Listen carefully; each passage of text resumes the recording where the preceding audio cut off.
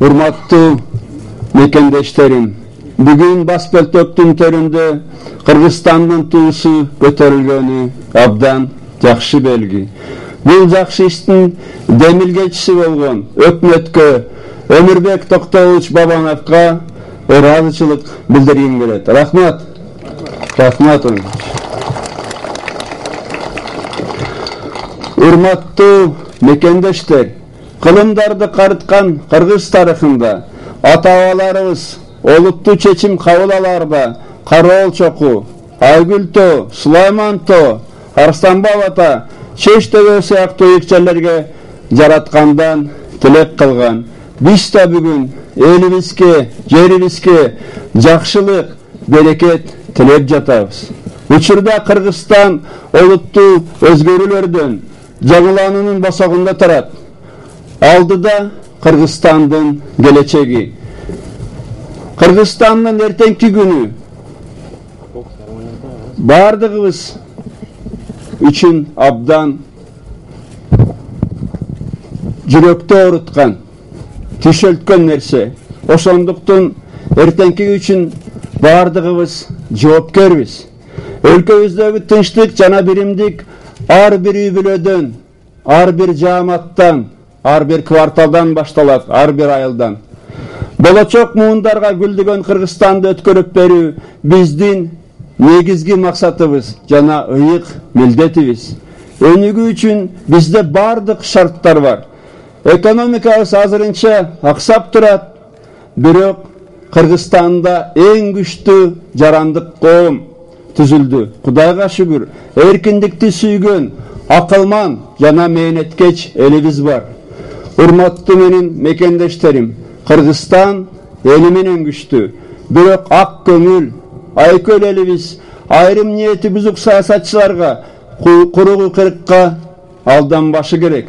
Демократия деген диктатура закона, мыйзамдын диктатурасы. Баш аламандыкка жол бербешибиз керек. Өлкөбүздө мыйзам орноп, туруктуулук болбосо, бизге бир да инвестор келбейт, экономика өнүкпөйт, элибиз жакыр бойдон калат. Курулуй кырыкты токтотуп, иштей турган мезгил келди. Азыр бизде бийликти көзөмөлдөгөн, адилеттүүлүктү самаган, татынакка ачык коом түптөлүп жатат. Бул эртеңки күнгө чоң үмүт жаратат. Биз уюшкан кылмыштуулук менен коррупцияга каршы согуш ачтык. Бул күрөштүн алгачкы жыйынтыктары элибизге бир аз ишенич жарата баштады. Эми реформаларды улантып, акыйкат соц системасын түзүүгө кириштик. Бийлик элдин ишеними менен гана күчтүү боло алат. Ошондуктан элдин ишенимине ээ болуш үчүн бийлик адилеттүү болууга тийиш. Урматтуу мекендештерим, эч кимди байлык менен бийлик түбөлүккө сактап кала албайт. Түбөлүктүү дөөлөттөр адамкерчилик, намыс, ыйман, билим дегендер гана болот.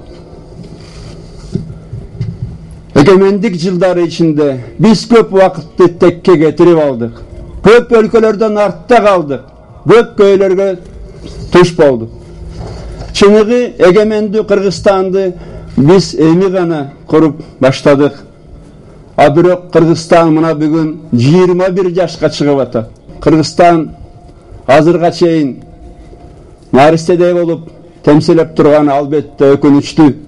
21 жаш. Толгон жаш.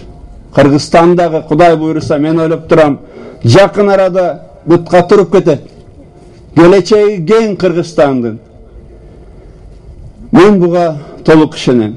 Бирок бул үчүн бардыгыбыз биригип, ынтымактуу, жапа-тырмак иштешибиз керек. Ар бир кыргызстандык мекени үчүн ак эмгек, маңдай тери менен салым кошууга тийиш. Мамлекетибиз деле өлкөбүздү талай бербей, мен мамлекетке эмне жасадым, мен өлкөгө эмне жасап бердим деп ойлонуш керек. Кичине намыс деген болуш керек Кыргыздарда. Татынакай жерибиз бар, Кудай берген.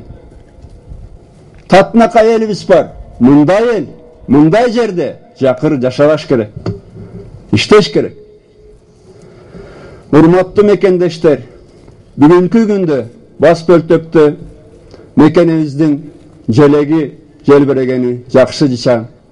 Элибизге Кудай сабырдуулук берсин, ынтымак берсин, биримдик берсин. Элибиз бекеринен айткан эмес, ырысалды ынтымакты. Ынтымак болсо, мындан ары элибизди токтото турган эчтеке жок. Кудай жардам берип атат, жолубузду ачып атат.